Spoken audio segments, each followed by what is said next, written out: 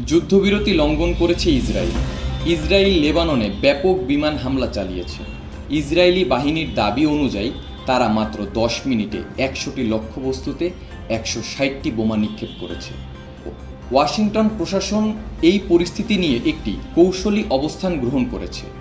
Trump প্রশাসন স্পষ্ট করেছে যে ইরানের সাথে হওয়া সাম্প্রতিক 2 সপ্তাহের যুদ্ধবিরতি লেবানন বা হিজবুল্লাহর ক্ষেত্রে প্রযোজ্য নয়।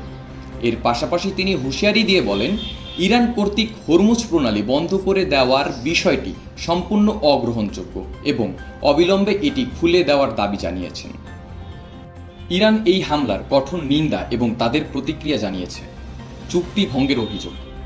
ইরানের পররাষ্ট্রমন্ত্রী আব্বাস আরাকচি জানিয়েছে যে লেবাননে হামলা বন্ধ করা যুক্তরাষ্ট্রের সাথে হওয়া যুদ্ধবিরতির অংশ ছিল। ইসরায়েল এটি লঙ্ঘন করেছে।